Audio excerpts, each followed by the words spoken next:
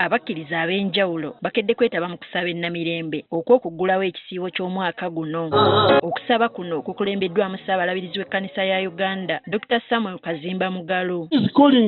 Katonda atuyita. A call to repentance okuyitibwa okw'okwenenya. is a call to turn away from our sins. Kuyitibwa kwa kukyukira kuva mu kibi. And this is a call to reconciliation to Christ. Kazimba Mugalu asinzidde wano n'alaga obwennyamivu olw'ebikolwa ebyekko ebyeyongera mu ggwanga buli lukya. Uganda is full of people with good hearts. Eyina abantu abajjudde emitima emirungi. But there are many with bad hearts. Naye waliwo bangi abalina emitima emibi. Who are killing each other these days. Abattiŋŋana batta abantu and stealing one another. Ono era avumiridde ebikolwa eby'obukyayi ng'ekiwamba abantu mu ggwanga. There is a lot of abduction today. Waliwo abduction.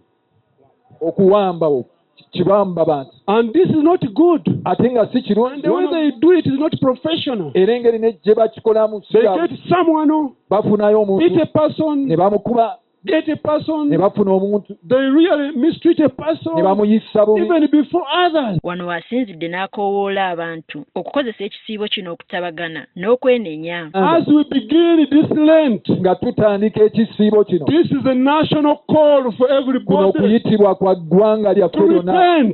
Okwenenya. To repent. Okwenenya. We will never be blessed when we do things which are contrary to what we believe. Time for the Christians to be serviced in their Christian spiritual lives. Ekisiibo kiseera kya kuzzibwa buggya mu bulamu buno obw'okukkiriza. It is a time for renewal.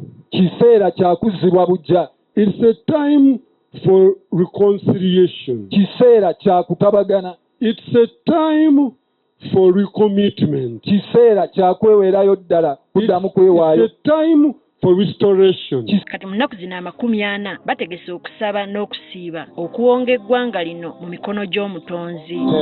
Teddy Nakaliga agafeeyo ku Spark TV.